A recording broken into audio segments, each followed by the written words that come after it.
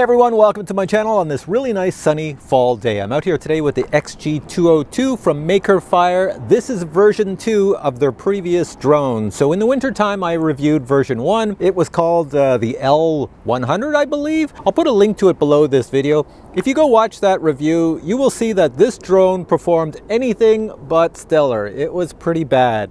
So the company wrote to me and said, would you like to review version 2? We've made it much better. We fixed all the problems.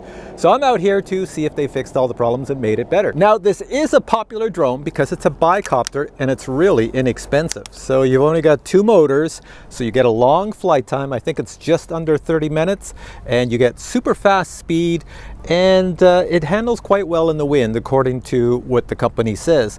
Now, when I tried the first version indoors, it almost cut my head off. This one I tried it indoors and it works perfect because the optical flow is now functioning. All right, here we go with an indoor flight. Can this thing fly indoors? So let's start it up. All right, a little scary. Is it gonna chop up these plants? Here we go. Is it spinning? Come on, props of death. Let's go. Take it on up. All right, so optical flow is definitely working because it's sitting right there, nice and stable. So let's fly it around the house. Go this way. So far so good. Flies like it should. It's a little darker in these rooms, but it should still fly. Let's take it up a bit and bring it forward. This is to show with optical flow you can fly it in your house, no problem. So hopefully when I take this outdoors it flies just as well with GPS mode, because so far it's improved over the previous version. Go like this. Go past my messy clothes. Down the hall. It's tight here. Can't hit the walls or else it's going to scratch them up. All right, let's go this way, this way. Whoa! And let's bring it over someplace to land it over here. It's looking for something on the ground, optical flow. It needs a pattern, and it has one there. So let's bring it down. And it should shut off by itself. There we go. So indoors works perfect. Bang on for that. The camera up front remains the same. It's still 2.7K for video and photos, and it's still a 2-axis gimbal with electronic image stabilization. You decide if the image quality looks good to you. So most of the upgrades in version 2 are mostly the firmware as well as the electronics inside. The battery, it's upgraded, it's larger, so you get longer flight time. The motors are more powerful, optical flow on the bottom. Now, for every drone I review, a lot of people want to know if it's under 250 grams, so I'm showing you the weight rate now, and you can see if it's under 250 grams or not. It does come with a remote control, and I can see in the antenna that there is a wire in one of the antennas, so it should be pretty good. They say the range is 1,000 meters.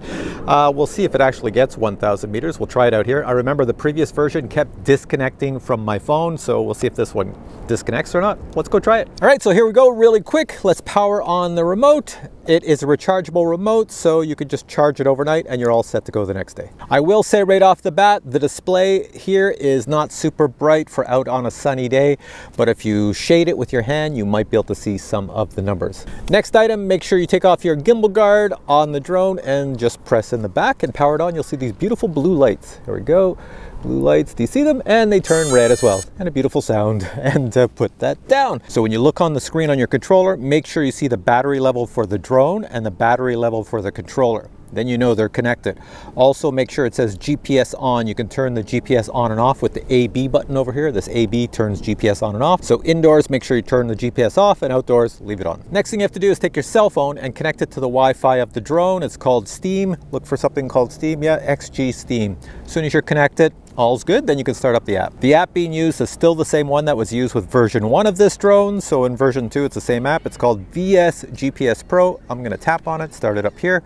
And you'll know you're connected to the drone when in the top right corner of the app, you see the firmware version, then you're all connected. So on mine right now, I can see I am firmware version 3.9.7_44. So I'll click on enter device, and I should see what the camera sees on the drone, which is grass. Before we can take off, we just need to do a compass calibration and a gyro calibration. So you hit the settings, which is on the top right, and the first thing you see is horizontal calibration. Well, it's not really horizontal because my land here is a little bit crooked, so I'm gonna make it kind of flat. Start calibration, let it do its thing. It's trying to level itself, so try to get it as level as you can, and it will tell you when it's done. Do not close this page, it says.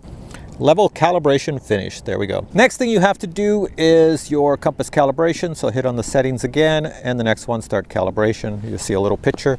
Spin it 3 times around. Once, twice, 3 times. You'll see the picture change, and it will show you the drone pointing up, and it beeps as well. So spin it 3 times, and that will be pretty much it. Compass calibration will be done. There's the beep. It says it's all done. There we go. Plop it down. And it should be ready to go. It's just going to grab some satellites. So if I can see on my screen, see right now it says at the top left, equipment connected, indoor model. So it thinks it's indoors because it doesn't have any satellites. So it's up to this thing to get the satellites. Version 1 of this drone was terrible with satellites. It took forever. Let's see if they fix that. If this is just as bad, well then, this is not too good. Let's see how long it takes. All right, I'm gonna move out of the way so it can get to satellites because I gotta let this little drone not have any obstacles in the way so the tiny little satellite system inside can actually work. Technology. So it's been 30 seconds. I'm looking at the satellites and it still says 0. So I'm gonna go have lunch and I'll come back in an hour and see if it's got any satellites.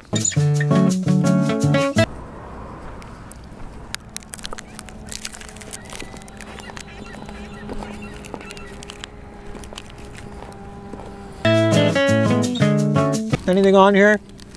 What do we got? 0! 0 satellites still. Okay, this is taking much too long, so I'm gonna see if I can start up the motors right now and see if it even starts. There, it's gonna start. It doesn't look too good, but here we go.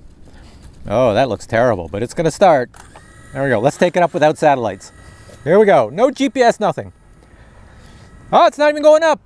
It says, no, I don't have enough satellites. I'm not going to fly for you. I guess the company did not fix this drone very well. They made it work indoors, but outdoors, it's not very good. So I'm going to try this. I'm going to turn the GPS off. On the screen, it says it's on. I'm going to click this. There we go. It's on off. So now, since it says indoor mode, let's see if it thinks it's indoors, and we'll fly it as if it's indoors. It should let me take off. Here we go, because I flew it indoors yesterday. There we go. So it just flies with the wind right now. This is how it flies when you have no GPS signal. The wind is blowing, so it's kind of erratic all over the place. Okay, so now that it's been flying for a while, I'm gonna switch it into GPS mode and see what happens. Let's see if the app is not correct with the actual drone. In other words, the drone has satellites, but it's not telling the app that. So let's try it. Either nothing's gonna happen or it's gonna go erratic. When it's close enough to the ground, the optical flow works and it stays pretty stable. Okay, I'm gonna turn the GPS on now. Here we go, listen for the beep. Beep, it's on. So GPS is on. Is it making a difference? All right, we got some kids crossing over there, so I don't wanna do anything with the drone rate yet because it's gonna go something erratic. But let's see if any of the features work. If the GPS is actually working, then it will do the follow me mode and everything else. So let's click on this and let's go to GPS follow, see what happens. Okay, it's in GPS follow. Let's see if it follows me. No, GPS is definitely not working. So if GPS was working, if you look at my phone screen, these are all the items you could do. You could do waypoints, you could do follow, you could do orbit, you could do gesture modes and all these other good things. I think gesture mode you can do without the GPS working. There's a tree right over here. I'm surprised it doesn't crash into the tree, but it's still going. All right, let's bring it back and bring it over for a landing.